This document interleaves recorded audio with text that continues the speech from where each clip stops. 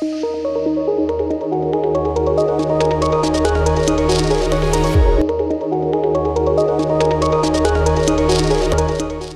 बच्चों, कैसे हैं आप सभी। उम्मीद करती हूँ आप सभी बहुत अच्छे से होंगे और खूब अच्छे से पढ़ाई भी कर रहे होंगे।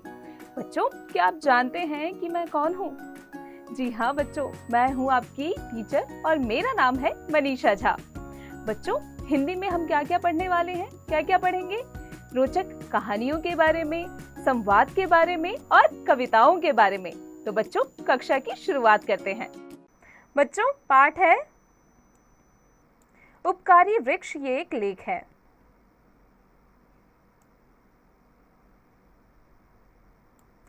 कल्पना कीजिए कि पृथ्वी पर जंगल ना होते, बस्तियों में और उनके बाहर पेड़ पौधे ना होते, पहाड़ों पर हरियाली ना होती, तो यह सब कुछ कैसा लगता। सच तो यह है कि तब पृथ्वी पर जीवन ही संभव नहीं होता। कारण स्पष्ट है कि जीवनधारियों के जीवन के लिए वनस्पतियां बहुत जरूरी है। जब मानव जीवन का विकास हुआ, उससे पहले पृथ्वी पर वनस्पति जगत का विकास हो चुका था। तब मानव ने पेड़ पौधों से भोजन ही प्राप्त नहीं किया, बल्कि उनका आश्रय भी प्राप्त किया। वह वृक्षों के तले रहता था, उनकी छाल और उनके पत्तों से अपना तन ढकता था। उनके पत्ते, कलियां, कंद मूल और फल फूल खाकर वह अपनी क्षुधा शांत करता था। उनकी टहनियों और पत्तों से उसने अपने आश्रय स्थल बनाए। आग का आविष्कार हो जाने पर उसने वृक्षों की लकड़ी जलाकर शीत से अपनी रक्षा की और भोजन की विधि में सुधार किया। कहने का तात्पर्य यह है कि आदिकाल से ही पेड़ पौधे मानव जीवन के अभिन्न अंग और उपकारी बंधु रहे हैं। वृक्ष प्रकृति की शोभा है, धरती की शोभा है, घर आंगन की शोभा है। पेड़ पौधों ने मानव सभ्यता के विकास में महत्वपूर्ण योगदान दिया है, परंतु यह दुर्भाग्य ही है कि आज जबकि मानव सभ्यता विकास के शिखर को छू रही है, वनों की अंधाधुंध कटाई ने वृक्षों के अस्तित्व को अभूतपूर्व खतरा उत्पन्न कर दिया है। अमूल्य वन संपदा विलुप्त हो रही है, उनमें निर्भय विचरण करने वाले दुर्लभ जंतुओं के जीवन को खतरा उत्पन्न हो गया है और कई दुर्लभ जंतु जातियां विनाश की कगार पर खड़ी हैं।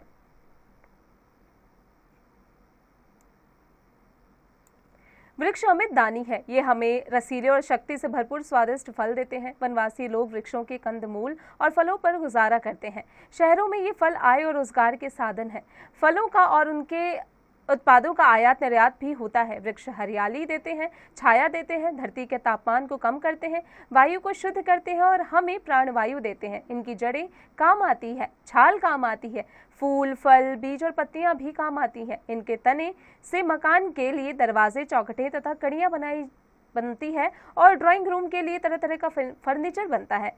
नाना प्रकार की वस्तुओं की पैकिंग के लिए भी लकड़ी भी इन्हीं से प्राप्त होती है। बहुत से वृक्षों से लाख, गोंद, रबड़, बेरोजा और तारपीन का तेल मिलता है। वृक्ष औषधियों के भंडार है। नीम, आंवला, बहेड़ा, हरड़, अमलतास, अशोक आदि से औषधियां बनती है। आयुर्वेदिक और यूनानी चिकित्सा तो जड़ी बूटियों के बिना अधूरी है। वृक्ष हरा रहते हैं तब भी काम और सूख जाता है तब भी काम का।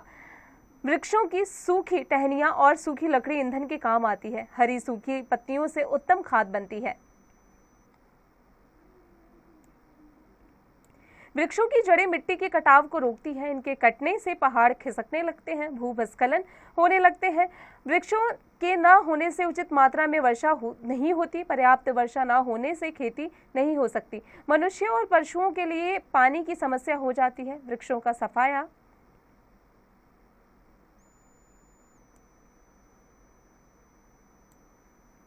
होने पर रेगिस्तान सुरसा के मुंह की तरफ बढ़ने लगते हैं। मरुस्थल के निवासियों का जीवन बहुत ही कष्टकारी होता है। जहां वन होते हैं वहां पशु पक्षी भी पाए जाते हैं। ये प्रकृति में संतुलन बनाए रखने के लिए आवश्यक है। सच तो यह है कि वनों से पक्षियों की रक्षा होती है और पशुओं से वनों की। वन पृथ्वी के सभ्य समाज से दूर जीवन बिताने वाले वनवासियों की शरण स्थली है। वे वनों में कंद मूल, फल फूल खाकर और आवश्यकता अनुसार वन जंतुओं का शिकार कर तथा थोड़ी बहुत खेती करके अपना गुजर बसर करते हैं। वृक्षों से इनका बहुत पुराना नाता है। वनों में वृक्षारोपण की जरूरत नहीं होती। वहां तो प्राकृतिक तौर पर वृक्षों का प्रजनन और संहार होता रहता है। परंतु मनुष्य के लोभ का अंत नहीं, उसकी सर्वभक्षी भूख का भी अंत नहीं। उसने प्रकृति की इस अक्षय संपदा को नष्ट करने का मानो बीड़ा उठाया है। विकसित देशों के पास अपरिमित धन है। उनकी गिद्ध दृष्टि विकासशील और अविकसित देशों की अक्षय वन संपदा पर पड़ी है। उन्होंने लकड़ी के मुंह मांगे दाम दाम देने का लालच दिया। उन्हें अपने ड्राइंग रूम को सजाने के लिए, भवन निर्माण के लिए, भारी भारी नौकाएं और जहाज बनाने के लिए, पैकिंग कैसिंग के लिए और ऐसे ही अनगिनत कार्यों के लिए हर तरह की लकड़ी चाहिए थी। परंतु मनुष्य के लोभ का अंत नहीं, उसकी सर्वभक्षी भूख का भी अंत नहीं। उसने प्रकृति की इस अक्षय संपदा को नष्ट करने का मानो बीड़ा उठाया है। विकसित देशों के पास अपरिमित धन है, उनकी गिद्ध दृष्टि विकासशील और अविकसित देशों की अक्षय वन संपदा पर पड़ी है। उन्होंने लकड़ी के मुंह मांगे दाम देने का लालच दिया। उन्हें अपने ड्राइंग रूमों को सजाने के लिए, भवन निर्माण के लिए, भारी भारी नौकाएं और जहाज बनाने के लिए, पैकिंग केसिंग के लिए और ऐसे ही अनगिनत कार्यों के लिए हर तरह की लकड़ी चाहिए थी। उनके देश में लकड़ी प्रथम तो पर्याप्त मात्रा में मिलती ही नहीं, और अगर मिलती भी है तो वो अपनी वन संपदा नष्ट क्यों करे, जबकि उनके पास दूसरे देशों से लकड़ी खरीदने के लिए पर्याप्त धन है। बस उनकी मांग पर उचित और अनुचित तरीकों से विकासशील तथा अविकसित देशों में अंधाधुंध वनों को काटना शुरू हुआ और यह सिलसिला आज तक जारी है।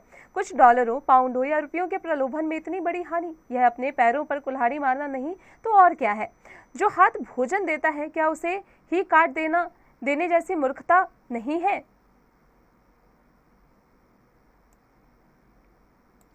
हमारे पूर्वजों ने वृक्षों के महत्व को समझा था। उन्होंने अपने देश की वन संपदा का संरक्षण ही नहीं, संवर्धन भी किया। उन्होंने देश में पाई जाने वाली प्रत्येक वनस्पति के औषधीय गुणों के बारे में प्रशिक्षण किए। सोम जैसी संजीवनी वनस्पति की प्रशंसा में प्रार्थना मंत्रों की रचना की। तुलसी, कदली, आंवला, बहेड़ा, हरड़, कदम्ब, अशोक, बिल्व, वट, पीपल, शालमली आदि वृक्षों की पूजा सेवा का विधान बनाया। नीम के बारे में घोषित किया गया कि सर्व रोग हरो निम्बः, वृक्ष लगाने को पुण्य और उसे काटने को पाप कहा गया। छोटे पेड़ को काटना शिशु हत्या जैसा जघन्य अपराध माना गया। भारत में वनों के विनाश का सिलसिला अंग्रेजों के आने के बाद शुरू हुआ। उन्होंने आबनूस और महोगनी जैसी कीमती लकड़ी का तो सफाया कर ही दिया। रेल के स्लीपरों के लिए शीशम और सौगान की अंधाधुंध कटाई हुई। तारपीन का तेल और बेरोजा प्राप्त करने के लिए पहाड़ों पर देवदार के स्थान पर सत्यानाशी चीड़ लगाया गया। तब जगह जगह सघन और विशाल वन प्रदेशों के अतिरिक्त कहीं कहीं गाँव का अपना वन खंड भी होता था। इनकी सुरक्षा का भार गांवों की पंचायतों पर था। आज स्थिति यह हो गई है कि ये वन खंड उजाड़ हो गए हैं। स्थानीय दादा लोगों, ठेकेदारों और अधिकारी वर्ग की मिली भगत से धड़ाधड़ पेड़ काटे जा रहे हैं। मुट्ठी भर स्वार्थी लोगों की चांदी बन गई है। सरकारी वन संपत्ति सरेआम लूट रही है।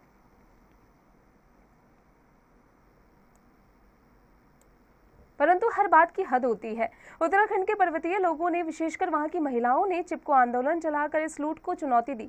गांधी जी ने हरिजन उद्धार, स्वदेशी प्रचार और विदेशी बॉयकॉट, गोरक्षा, खादी प्रचार जैसे आंदोलनों के बाद या तो विनोबा जी के भूदान आंदोलन ने देश विदेश के लोगों का ध्यान आकर्षित किया, या वनों और पर्यावरण की रक्षा के उद्देश्य से किए गए चिपको आंदोलन ने।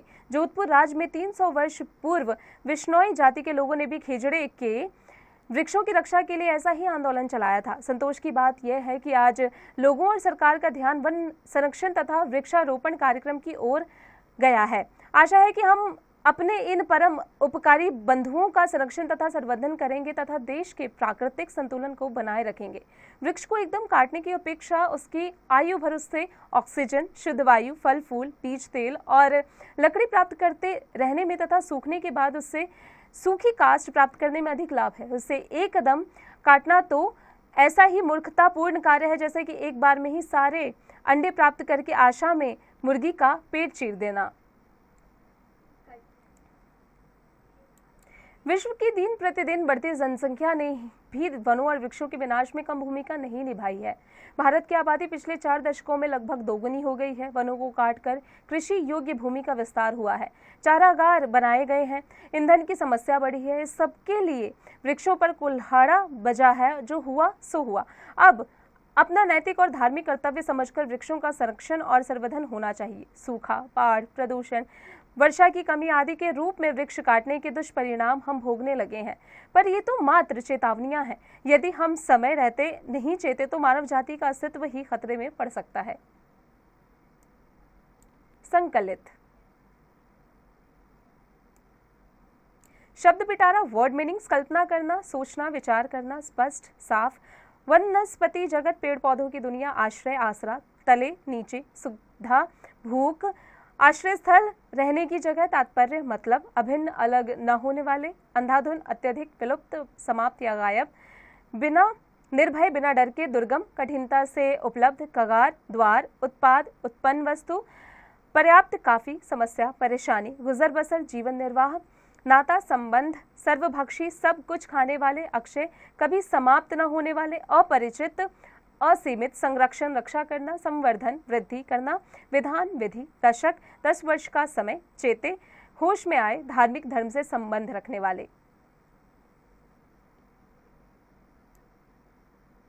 वृक्षारोपण पेड़ पौधे लगाने की क्रिया, दुष्परिणाम बुरा नतीजा, ऑक्सीजन प्राणवायु, अंग हिस्सा, उपकारी उपकार करने वाले, बंधु मित्र या भाई, दुर्भाग्य बुरा समय या बुरा भाग्य, उत्पन्न पैदा, शीत ठंडक, आयात बाहर से माल मंगवाना, निर्यात अपने देश से बाहर माल भेजना, ईंधन आग, लोभ लालच, अविकसित जिसका विकास ना हुआ हो या निर्माण बनाना, अनगणित जिन्हें गिना ना जा सके, मूर्खता बेवकूफ़ी, जघन्य घोर, सत्यानाशी नाश करने वाला, स्वार्थी लालची, सरेआम खुले रुपए से रूप से, स्वदेशी अपने देश का, कास्ट लकड़ी, 4 दशक 40 वर्ष। अभ्यास एक्सरसाइजेस मोरल मौखिक ओरल, निम्नलिखित प्रश्नों के मौखिक उत्तर दीजिए। बच्चों यहाँ जो प्रश्न दिए गए हैं उनका उत्तर आपको मौखिक रूप में देना है, इसका अभ्यास आप स्वयं कीजिएगा।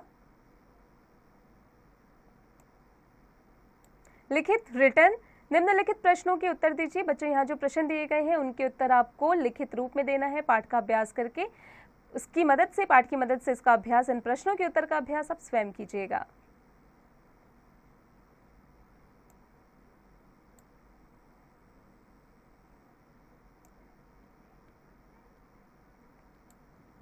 उचित विकल्प चुनकर सही का चिन्ह लगाइए।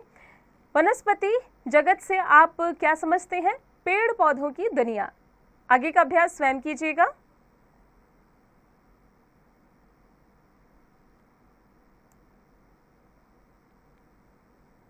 रिक्त स्थानों की पूर्ति कीजिए। आयुर्वेदिक और यूनानी चिकित्सा तो जड़ी बूटियों के बिना अधूरी है। आगे का अभ्यास स्वयं कीजिएगा।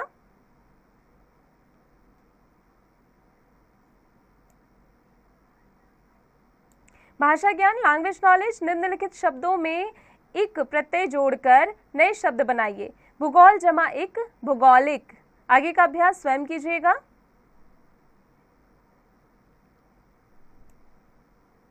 निम्नलिखित वाक्यों में से विशेष्य और विशेषण को छांटकर लिखिए। जैसे पेड़ पौधे हमारे उपकारी बंधु रहे हैं, विशेष्य है पेड़ पौधे और विशेषण है उपकारी। इसी प्रकार आगे का अभ्यास स्वयं कीजिएगा।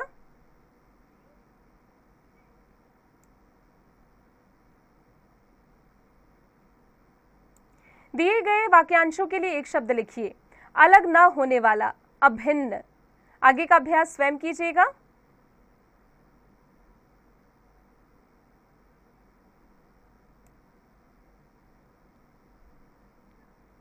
मनोरंजक गतिविधि, रिक्रिएशनल एक्टिविटी। यदि पृथ्वी पर पेड़ पौधे ना होते तो क्या होता, सोचकर लिखिए। चिपको आंदोलन पर एक अनुच्छेद लिखकर अपने शिक्षक या शिक्षिका को दिखाइए। इसका अभ्यास आप स्वयं कीजिएगा। बच्चों, उम्मीद है आपको कक्षा में पढ़ाई गई हर एक बात अच्छे से समझ में आ गई होगी। अब आप इसका अभ्यास निरंतर करते रहिएगा।